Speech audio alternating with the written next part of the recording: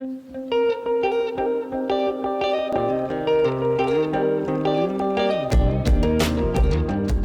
back to the Bible in Context, where context is king and the original author's intent drives our interpretation. And we have just gotten done with a couple of episodes on prophecy. Nate's not going to be with us this week, but we're going to try and jump back into Genesis and get through possibly Genesis 42 and 43. We will see how far we get with that. We did not expect Genesis to take us a year and a half. I think that's how long it's been. We'll see how quickly we can wrap up the rest of Genesis. I think our tentative goal is about 6 more episodes on Genesis, accounting for maybe a couple episodes towards the end where we just kind of reflect on the whole, both on some of the things that we've learned and how this might apply pastorally, and just give some reflections. So that's our tentative plan, and then we're going to have Carmen Imes on and talk about Exodus, and we want to point you all to her work and her channel for resources on Exodus. And so stay in tune for that conversation. That's going to be a really great one. And then we will jump on to something else. We're going to move on to a study of the biblical canon. Why do we have the books that we have, and how should we think about that collection of books? And then we'll move on from there. Tentative plan is Ephesians, but for now, we are in Genesis. So let's jump into Genesis chapter 42. And definitely, if you haven't, go back and listen to the last episode we did on Genesis 41. Because that was the beginning of like a big climax for Joseph, and it's also the climax of Genesis in a lot of ways. That climax isn't over because it's going to continue on through the rest of the story of Joseph and his brothers, and I'll explain a little bit more about that shortly. But Genesis 41 is where Joseph becomes a new Adam, essentially, and is literally brought through an exodus and exalted up to God, and becomes really this fulfillment of the expectation of the seed of the woman. And as I said, as we go through the rest of Genesis, we'll see how do we know that we're supposed to project that forward to the coming real seed of the woman, and not just as this literary representation that fulfills a lot of the expectations. So we'll talk about that. Again, really significant episode last time. Go check that out. But let's dive into chapter 42. So after Joseph has been exalted as second in command of all of Egypt, and he's been put over this grain collection in order to give out grain to the people during this famine that is coming because of the dreams that God gave to Pharaoh. We learn in the beginning of chapter 42 that Jacob's family, Israel, they are falling on hard times as well. And so they learn that there's grain in Egypt. And so this famine sends the family of Israel down to Egypt. And that should sound familiar. We've talked about this before as being mirrored by Abraham's previous journey to Egypt because of a famine in Canaan. Now, in verse 6, we see the brothers of Joseph. They've been sent down to Egypt, and they come to Joseph, and they bow themselves down to Joseph. And I think immediately we should be getting hints of, wait, remember those dreams that Joseph had about being lord over his brothers and the wheat bowing down to his wheat? We're starting to see some hints of that, and it's actually made explicit in verse 9. Joseph has the same thought, because it says that he remembered the dreams that he had dreamed of them as they were bowing down and speaking to him. So Joseph takes this as, wait, maybe this is a fulfillment of this dream. He's now Lord over his brothers and really Lord over everyone that had come to the land of Egypt. And so I think a question arises in our heads as well is, how is this new tested Joseph going to use this power? He has some God-ordained, dream-prophesied power, and his brothers have come to bow down to him, and his brothers, last time we saw them, they were horrible to Joseph. I mean, they tried to kill him and then sell him. So Joseph, obviously, he's going to use this power to get back at him, right? Well, that's one option, and it's actually an option that a lot of readers will interpret the rest of the story through, and I'm going to say something a little bit different has happened. And remember, the previous story has been all about Joseph going through his own exodus, through the times of testing, and he passes his test and is exalted, and so now he has this power as a refined man, having gone through his own exodus. How is he going to use this God-ordained power? So we're told in verse 7 and 8 that Joseph saw his brothers and he recognized them, but they did not recognize him. And so that's going to set us up for the rest of the story. What's he going to do now that he has this power and is disguised as well, so to speak? Well, he starts speaking roughly to them and treats them like strangers. And so, again, we're thinking at this point, okay, he's going to get revenge. Our exalted elect one, maybe he's not going to shine so brightly here. So let's see what happens. Joseph begins by just letting into them and telling them, hey, you were spies. You're not here to get food. You're dishonest. And so in verse 11, they say explicitly, we are honest men. And so, again, as readers, we know a little better at this point. And then this tension, I think, is heightened a little more as Joseph goes on. He says, no, you have come to see the nakedness of the land, you're spies. In verse 13, they say again, no, we're just your servants, we are 12 brothers, the son of one man in the land of Canaan. And behold, the youngest is to stay with his father, and one is no more. So we have a lot of the elements from the previous Joseph story in here, because we've got the brothers' claim to honesty. Are they? Well, no. Last we saw them, they were liars. They lied to their father about trying to kill him and then selling him off. And then we have here the whole incident brought up again, because it says the brother of the youngest is no more. And I do want to jump back and actually say something about that whole episode where Joseph's brothers are trying to kill him and to sell him off. So the Biblical Mind podcast, which is put out by the Center for Hebraic Thought, a lot of really good articles and podcasts on that channel. And there was recently one by Ari Lam. He's a really good Jewish scholar who's done a lot of work in the Joseph narrative, and he makes a pretty compelling case that it may be that Joseph was not actually sold by the brothers. If you're interested in that, go check it out. It is a really compelling case that, Reuben, he runs ahead of his brothers before they have the chance to sell him, and he's already been plucked out by the Midianites and sold and put on down towards Egypt without the brothers having been really involved. However, we also do get some hints later in the story where Joseph actually tells the brothers, like, hey, you sold me here. It could be that Joseph would have misunderstood the scenario. Maybe the brothers told the Midianites where to go get him. That could be the case. I do think reading literarily rather than just as dry historical fact, the author would have put that statement in there in order to tell the reader that the brothers were involved in the selling. So I think I'm still inclined to take this as the brothers did sell Joseph, and it's going to make sense of Joseph's test actually a lot more, but it's interesting and worth bringing up. But on back to Genesis 42. So we know now that the brothers are there with Joseph in Egypt. He recognizes them. They don't recognize him. They brought up the fact that they have a brother that is no more. They haven't said anything about how that brother is no more. They've made a claim to honesty, which we know is not the case, at least last we saw them. We know we've had some changes with Judah since Genesis 38, but let's see how that plays out. And we're told that in verse 16, Joseph, he decides to test them. But we're told in verse 14 and in 16, he says that he is going to test his brothers. He's going to test their honesty. And I want to point out here that we've seen the theme of the test previously in Genesis. And this is actually a different Hebrew word than the word for test in Genesis 22, whenever God tested Abraham. Go back and listen to that episode. We do talk a little bit more in depth about the test in Genesis and a little bit throughout the Bible and how we should wrestle with that. This word here is actually the word bachain, rather than the word nasa we find in Genesis 22. And the word bachain is a metallurgical term referring to the function of a touchstone. So if you have a metal, you scrape it on this touchstone, and based on how it interacts with that touchstone, you know what kind of metal it is. And so the touchstone is a means of authentication of a metal. Kind of like you've probably seen the old gold miner. He'll take a piece of gold and he'll bite into it, and if it leaves teeth marks, it's genuine, and if it doesn't, then it's fake. And so he has a suspicion that this is gold, and so he tests it to authenticate his theory. That's what Joseph is doing here. He is authenticating the claims of the brothers.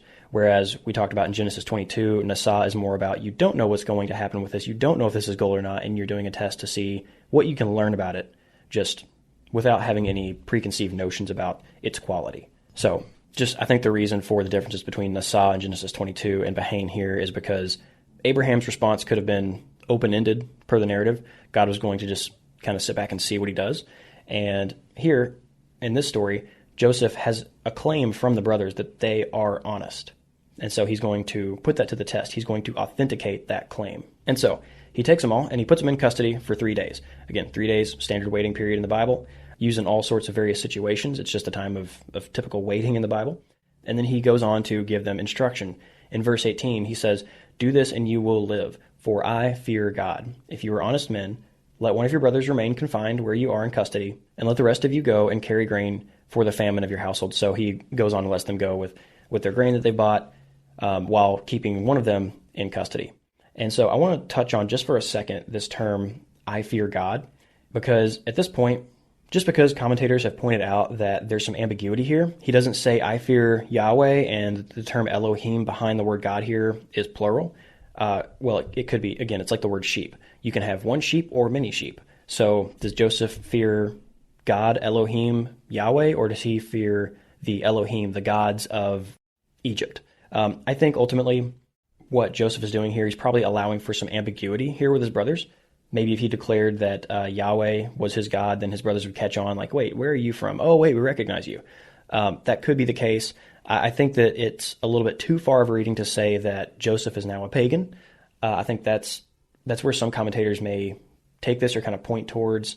But I think here it may just be part of the disguise and the deception. I think based on the previous story of Joseph's testing and his interpreting of dreams in Yahweh's name, I think we should be seeing him as a loyal Yahwist at this point. So I just wanted to touch on that. So now at this point, the brothers, they are heading back home. They've got their grain, and they realize that, oh, this is a bad scenario. We've lost one of our brothers. He's in prison back here. God has found out our guilt of what we did to our other brother, to Joseph. They say that in verse 21. And so Reuben, we've talked about him before, how he is an ineffective leader. He has tried to take he did take his father's concubine, trying to make a power play, and then he tried to go rescue Joseph to restore him to his father. And again, we've talked about how I think that is actually him trying to regain some status within the family. That wasn't just an act of altruism. And again, here, Reuben, he tries to lead again, I think. And he says, did I not tell you to not sin against the boy? And did you listen? So now there comes a reckoning for his blood. Did Reuben actually say, don't sin against Joseph, don't do anything? No, he never said this. Now, maybe he did in actuality and that just wasn't recorded. You could say that. But again, I think that that's trying to account for the Bible as a book of history that has some facts left in, some left out. I think, again, this is a crafted narrative. If the author wanted us to know that he said that, he would have put it in here. I think Reuben did not say that, and he is, again, trying to portray himself as a good leader when he has failed to do so throughout. He wants that position but is not worthy of it. And as they're having this conversation, before they've actually headed out, Joseph, he hears all this, and he goes and he weeps. We're going to see that a few times throughout this story, actually. And I think that's pointing us towards the fact that this is not something that's easy for Joseph. This is a hard thing he is doing. This is something that he is probably doing as something he considers to be a necessary evil. He doesn't want to have to carry out this test. I don't think this is a malicious plot for revenge to try to just toy with them. I think this is something very hard that Joseph thinks he has to do. For what purpose? We'll talk about what that purpose is. Why is he testing his brothers, and why is he doing it even though it's apparently very hard on him? Again, those who characterize Joseph as doing this maliciously talk about how Joseph, he's going back and forth. He's so flippant between being so emotional and so angry, and that's not unhuman. That's not unnatural. So that's a possibility. But I think this makes a lot more sense if we see this consistently as Joseph is carrying out a necessary test that he doesn't really want to carry out. He wants reconciliation, ultimately. That's where we're heading. But Joseph is a consistent character. From the time of his test with Potiphar's wife, where he passes that test, I think Joseph is portrayed as a consistently righteous character through the rest of the story. And again, that makes sense since he is really portrayed, as we saw in the last chapter, as a very, very much a seed of the woman, promised seed of Abraham kind of figure. You'll notice I'm not saying Christ-like figure. I think that's the case, but we haven't gotten there yet in the story, so hang on. Now, I think this is where the test really kicks up, is in verse 25, and where things start to really get actually interesting, and I think we as readers start to really feel more tension in what's going on here, because Joseph, he gives orders to fill their bags with grain. You know, they pay for the grain, so here's what they bought, and replace every man's money in his sack, and give them provisions for the journey. And so here's the situation that we have at this point.